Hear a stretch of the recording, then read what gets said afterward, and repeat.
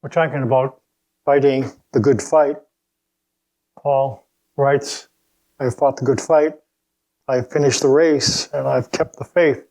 We're going to talk about some fights that we are encouraged to fight and some that we are not.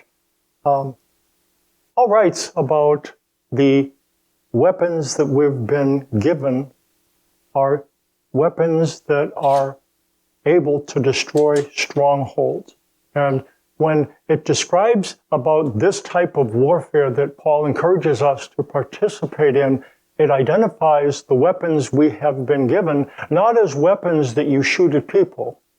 It's describing siege warfare, what happened when one army was trying to overthrow a city that had was walled in, had a stronghold in the corner. So in order to conquer that city, you need to knock down the wall and knock down the fortresses and gain access. And the weapons we've been given are weapons that fight that type of battle. You don't shoot these weapons at people. You knock down walls with them.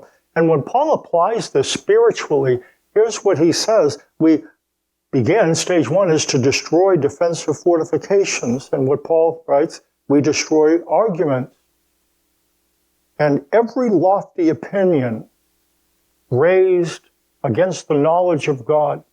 Misinformation about God is what we fire the weapon of the gospel at. We don't fire it at people. We fire it at philosophies, arguments, opinions about God that actually get in the way of understanding who He is. And that's what the weapons we've been given are powerful to do. You shoot them at these misrepresentations and they blow them up. Then, after that, you take captives. And when it's speaking about this type of warfare, spiritual warfare, the things you take captives are thoughts.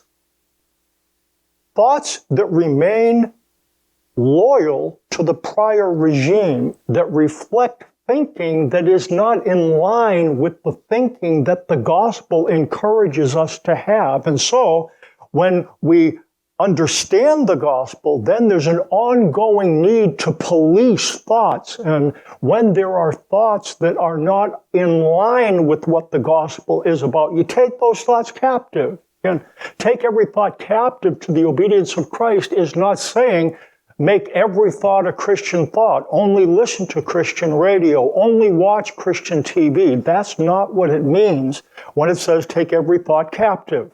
If there's a thought that doesn't reflect the truth of the new covenant, you identify that thought and you say, hey, wait a minute. There is this thinking in my brain that I'm thinking that God's going to love me more if I pray 6 hours and less if I pray 4 or 2 or none. And hey, wait a minute. That kind of thinking is not in line with the gospel. So there is destroying defensive fortifications, taking captives, and then punishing resistance, which seems to be a confusing step. It says, punish every disobedience when your obedience is complete. And as we described it, first comes the obedience of faith.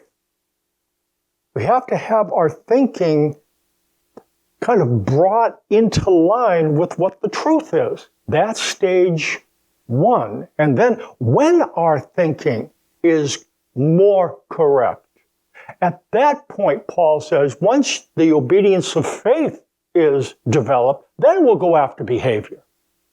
But it doesn't make sense to go after behavior before you identify and fortify beliefs, because the way it works, as we've talked about in the parable of the talents, the reason the guy buried the talent is because he was afraid. And the reason he was afraid is because he thought the master was a hard man. Very unfair.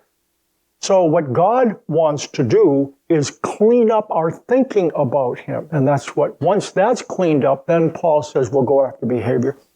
So it encourages us to fight a fight like this, to understand the weapons of our warfare. Don't shoot them at people. Shoot them at misunderstandings. And the Bible talks about some other battles and discourages, let's look at what he says. James writes, what causes fights and quarrels among you? That's a good question, isn't it? What causes fights and quarrels among you? How most of us, we've looked at this verse before, how would you answer that question? Well, that's easy, it's his fault. Duh, it's her fault. It's their fault. And that's our, but look what he says. Don't they come from your desires, the battle within you? Here's what he says, what causes fights and quarrels among you? And then he says, well, here's the answer. Don't they come from your desires? The word desires literally means pleasures. Don't they come from your pleasures that battle within you? Ever notice that? How pleasures don't line up? That if we're pleased by sleeping in, part of us doesn't want to sleep in. You know, I have to get up and get things done. That's kind of the way we are. Our pleasures point in different directions. He says, don't fights come from pleasures, literally, that battle within you. And it goes on to describe it. You want something, but don't get it. I want something, and I don't get it. And so what's next? I ratchet up my influence. You want something but don't get it, you kill and covet, but you cannot have what you want. That's an interesting statement. It's saying we cannot have what we want. A little extreme, isn't it? What do you think? Can we have what we want?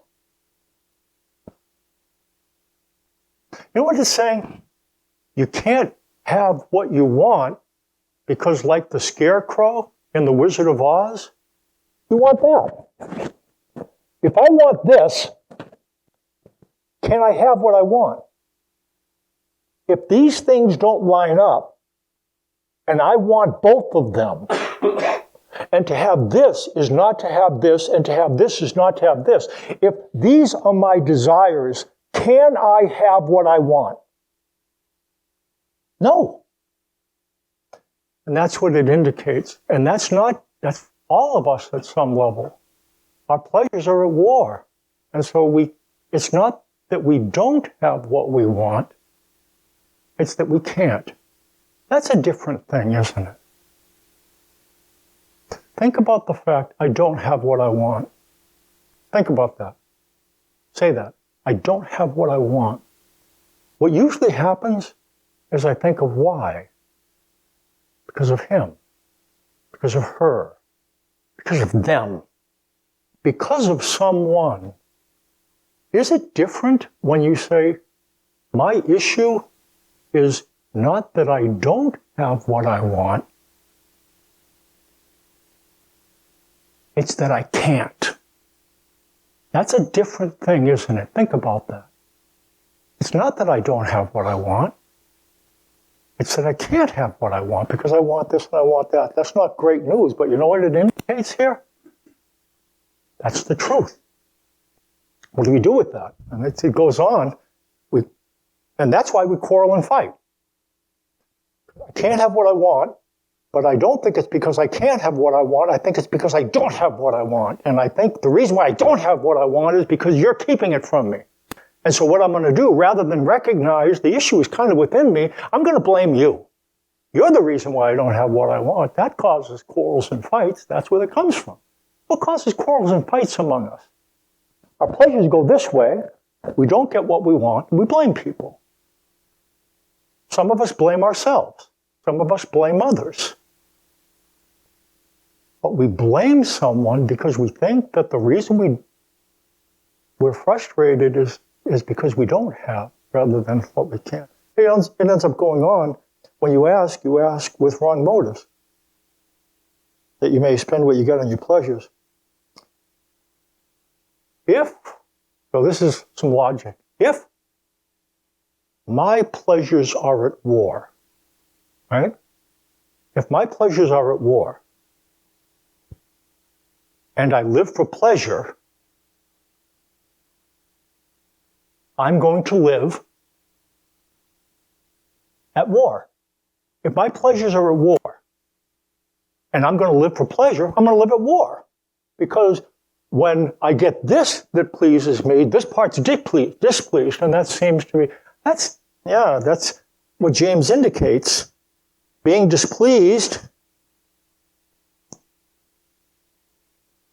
is unavoidable. Being displeased is unavoidable because our desires don't line up. When we live for pleasure, we will blame our displeasure on someone or something. And when we blame someone or something for our displeasure, what are we going to do after that?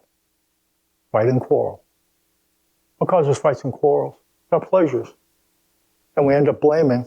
That's what James says, you adulterous people, don't you know the friendship with the world is hatred toward God? Anyone who chooses to be a friend of the world becomes an enemy of God. Or do you think Scripture says without reason, the Spirit He calls to live in us envies intensely?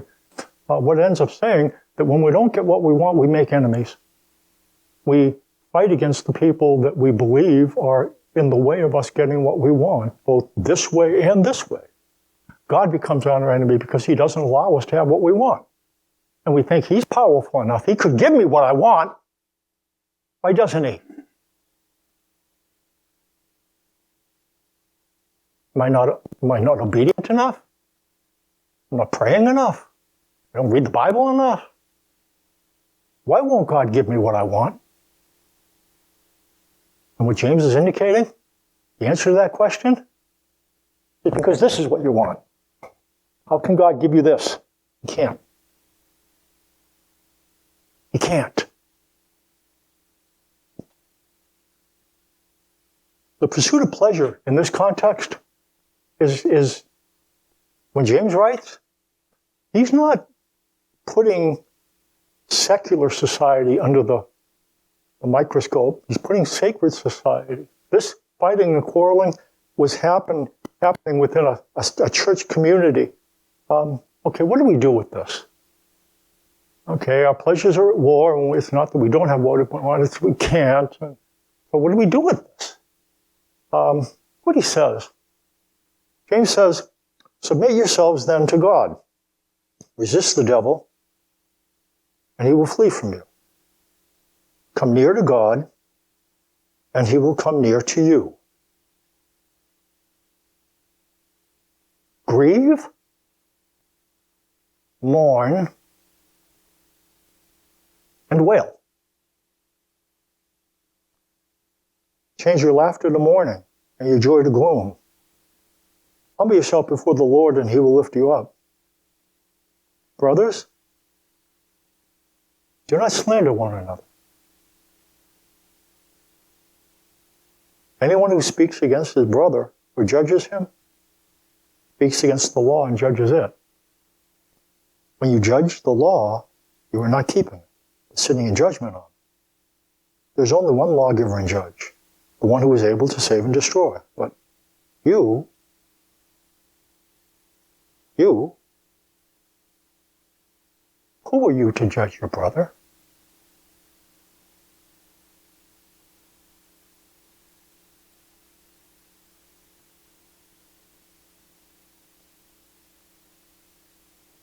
James tells us to submit to God and resist the devil. What does that mean? How do you submit to God and resist the devil? You have to wear the right trinket. You have to say the right prayer. You know what it says in the context? In order to resist the devil, don't slander another person. That's really the practical application. Resist the devil, don't slander another person. Slander literally means to speak against. What it says, we're advised to not speak badly or tell lies about someone so as to damage their reputation. You find that when you're frustrated, like me, that sometimes it feels good to throw somebody else under the bus. kind of what we do. When we feel torn down, we like company. We tear people down. That's what James is finding in this church community. In order to resist the devil, we're told not to speak against another person. Sometimes in church, and this is what's happening in James, the speaking against other people was justified. Well, somebody's got to tell the truth. And so they're lobbing grenades at one another. And what James is saying, words are powerful. To speak against another is to speak against the law. And he says, again, he asks the question, who are you to judge your neighbor? James talks a lot about, in this thing, he talks a lot about words. Look what he says.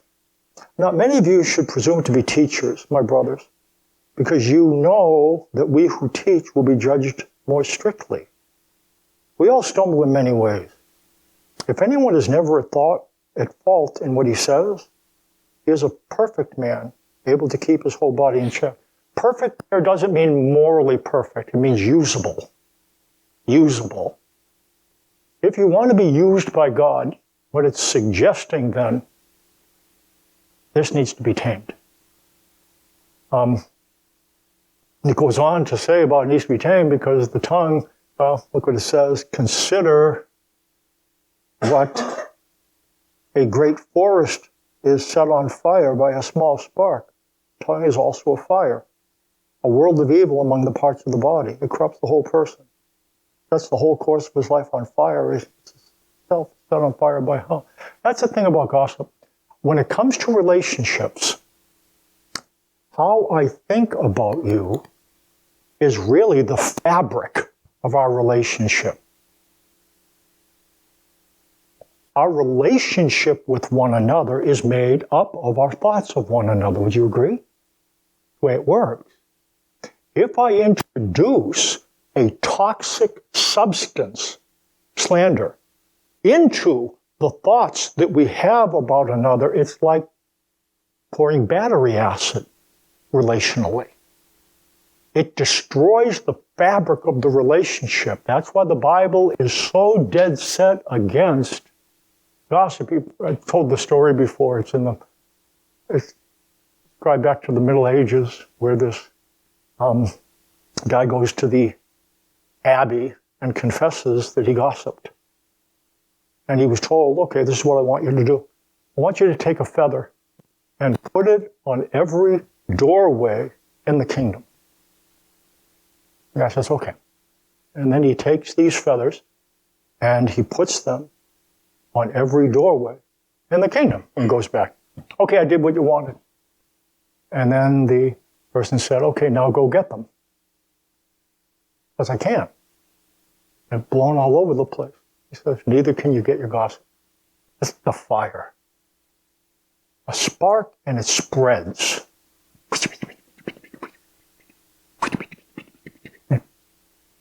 Spreads. And that's what James is targeting. Words are powerful, and this is what's happening within the church. And what he says is, with the tongue we praise our Lord and Father, and with it we curse men who have been made in God's likeness. Out of the same mouth comes praise and cursing. My brothers, this shouldn't be. Words are powerful. And it's why slander is dangerous. It's why James prohibits it. This is what James is confronting. Another thing I like about the Bible is that it doesn't just give us a what, it gives us a how. Okay, don't slander one another. So resist the devil. So what do we do practically? See what he says. Submit yourselves then to God, resist the devil, he will flee from you. Come near to God, he will come near to you. Grieve, mourn, and wail. Change your laughter to mourning and your joy to gloom. Humble yourself before the Lord, and he will lift you up. Brothers, do not slander one another. Anyone who speaks against his brother or judges him speaks against the law and judges it. Again, the word slander means to speak against someone, to speak evil of someone. The Bible doesn't just put the crosshairs on false statements. It's not saying, well, it's just as long as you don't spread a lie.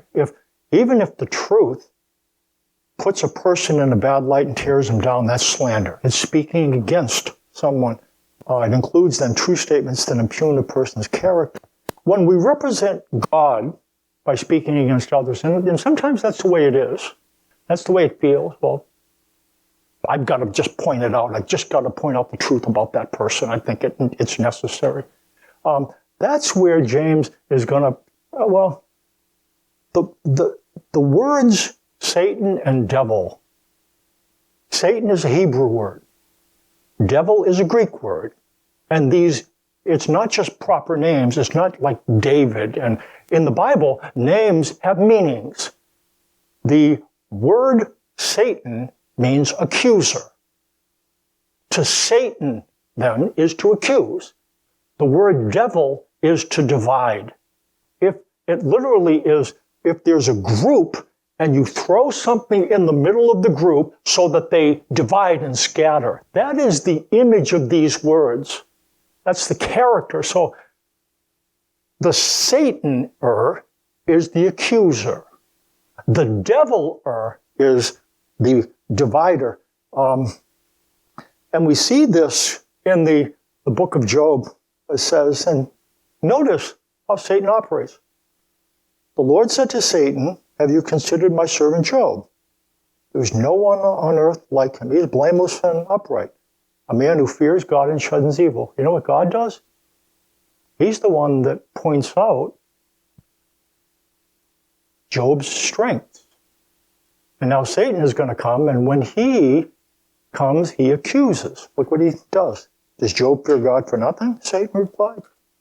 Have you not put a hedge around him and his household and everything he has? You have blessed the work of his hands so that his flocks and herds will spread throughout the land, but stretch your hand on everything he has, and he will surely curse you to your face. The devil accuses and divides. What do we do with this? Okay, we're not supposed to speak against others. How are we going to do this? If we even wanted to do this, how would we do this?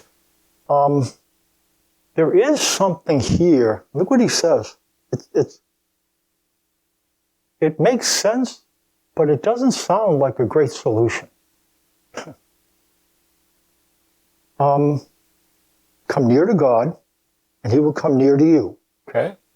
That makes sense, doesn't it? Come near to God. Now look what it's talking about. Come near to God, grieve, mourn, and wail. You know what James is telling us? Learn to be sad. Learn to be sad. You know what we do? We don't like sad. We like mad. We like bad. We like glad. You know what we do? We use mad, bad, and glad to bury sad. Mad, bad, and glad feel powerful, don't they? Sad doesn't feel powerful. Well, we're told, come near to God, and when you do so, learn to be sad.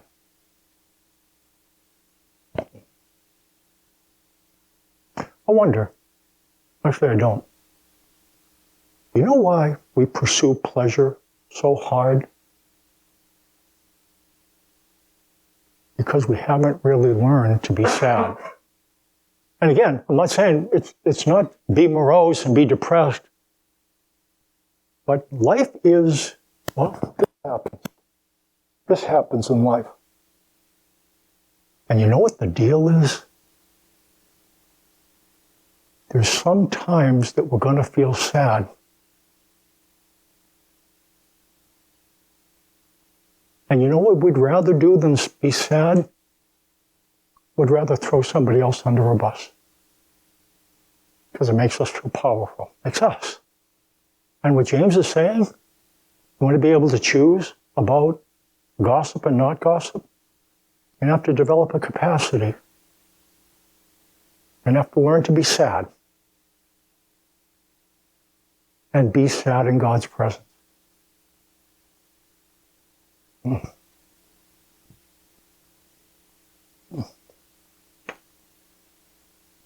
When you think about it, and when you think about people in the Bible, let's just visit a few, okay? Joseph. You know what happened to Joseph? all kinds of terrible things. Throw him in a pit, and this, that, and the other, and then he has false charges, and it's just one thing after another. This is when his brothers, his family are coming toward the end of his life after having done to him. Look what happens. Joseph could no longer control himself before all his attendants, and he cried out, "Have everyone leave my presence." So there was no one with Joseph when he made himself known to his brothers. And he wept so loudly that the Egyptians heard him. And Pharaoh's household heard about it. I'm not saying some of us don't cry really easy. I'm not telling you got to learn to cry. Joseph was advanced in his ability to grieve. Some of us are not advanced. We just don't have a lot of practice. But what the Bible is indicating, it moves us in the direction of be aware of your sadness. And when you feel it, don't blame it on anyone. Hold it. Hold it. Can you hold your sadness? What do you feel sad about? You feel sad about the economy? You feel sad about the government? You feel sad about policy? You feel sad about people? Hold it. And hold God's hand at the same time. That's what it's telling us to do. Hold your sadness and hold God's hand at the same time. That's what Joseph did. He learned to grieve. Then it's what happened. It says when the message came to him, this is somewhat later, his brothers came. This is another last confrontation. And they threw themselves down before him. "We're your slaves," they said. They know what they did to him. Joseph said to them, "Don't be afraid. Am I in the place of God? You intended to harm me, but God intended it for good to accomplish what is now being done, the saving of many lives. So then don't be afraid. I will provide for you and your children." And he reassured them and spoke kindly to them. I got a question. Do you think there was a cause and effect with Joseph's ability to grieve and his ability to be kind? That ever happened to you? You're really mad. And so mad that you became very upset. Maybe you cried, maybe you didn't. But after you cried, you and then you found that you were a little bit calmer. Did that ever happen to you? You got the emotion out. Maybe you talk to somebody who has a good ear. You know, if you're going to get the sadness out, can I tell you who to avoid? Don't go to someone who's going to judge you. It'll make it worse. Go to somebody who will be sympathetic, who'll just listen, who won't give you pat answers. Find that kind of person, because what happens when you talk about your sadness to somebody who sympathizes, you've experienced it, haven't you? Maybe. Boy, I didn't know how much I needed to talk about that. You ever experienced that? And what happened with Joseph? He found the ability to be kinder to his brothers because he learned to be sad. There are times where people were in very, very immoral. Sodom and Gomorrah was not a fun place, if you wanted to be upright. There was a guy there, Lot. And here's what it says about Lot. God rescued Lot, a righteous man who was distressed by the filthy lives of lawless men. For that righteous man, living among them day after day, was tormented in his righteous soul by the lawless deeds he saw and heard. It goes on. Do you know what Lot did when he was in a society that really grieved him? You know what he did? He felt sad. and he expressed that sadness to God. God looked at that sadness. Lot didn't reform anyone that we know of. He didn't change anything in Sodom and Gomorrah. He saw things and it stirred him up. And he talked to God about it. God looks at that example and he didn't change anyone. And he says, well done. Because that's not just Joseph and Lot, is it? This is Jesus. But it says, during the days of Jesus' life on earth,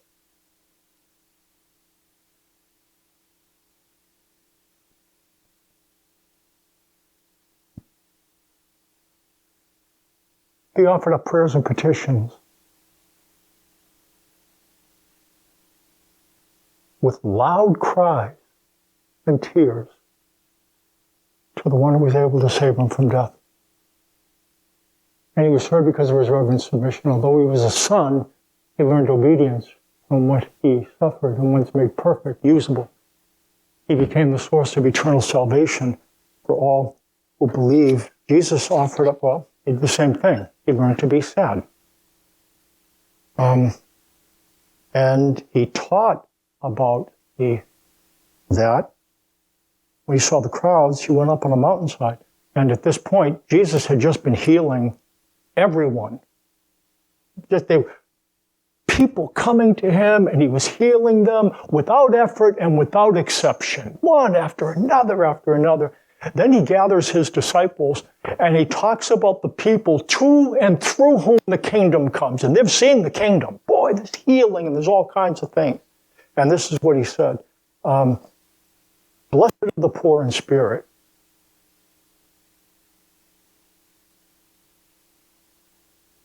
Theirs is the kingdom of heaven. Blessed are those who mourn. You know what to mourn means? It doesn't just mean just that, it means to express it. Somehow express it. Blessed are those who mourn, they will be comforted. It's also what Jesus practiced. As he approached Jerusalem and saw the city, he wept over it and said, if you, even you, had only known on this day what would bring you peace, but now it is hidden from your eyes. He knows what's going to happen to Jerusalem, and he knows why it's going to happen. And he knows that things have been hidden from their eyes. He knows that his Father's involved. This happened a couple of times to Jesus, that he knew what was going to happen and why. Here he knew what was going to happen and why. And still he went in that place and it overtook him. The word compassion has to do with guts. He just kicked him in the gut and he just expressed it. He also did the same thing when he raised Lazarus from the dead. He knew that God was going to raise Lazarus from the dead. And here's my question. He knows what's going to happen and why. What are those teardrops on his cheek? Why are they there? He knows what's going to happen. He learned to grieve. Learned to be sad. I'll close with this. It says this in Ezekiel. The people of the land practice extortion and commit robbery. They oppress the poor and needy and mistreat the alien, denying them justice. I looked for a man among them who would build up the wall and stand before me in the gap on behalf of the land, so that I would not have to destroy it, but I found none. God looked for someone to stand in the gap and speak to him. And he didn't find any. The word to Satan and to devil is to accuse and make the gap wider. There's two things that happen. There is a gap. There are things that threaten us. We can speak against people, and we make the gap in the wall wider. We can stand in the gap and learn over time to talk to God about what grieves us. We can stand in the gap. If you stand in the gap, if we stand in the gap, it's going to mean maybe feeling sad. Tell you what, he'll join you in that place. Jesus will join you in that place. There is this illustration in a book, The Prophet, and toward the end, it's just an illustration that he gets this vision, and he's on a balustrade, and he's looking over at people, and he sees the hurt, and it just breaks his heart. And then Jesus comes alongside, and he doesn't know what's going to happen. And Jesus stands there next to him, and they both look at the pain of society together. That's what he understands. Fellowship with Jesus as he pours out his heart. Let's stand for closing prayer.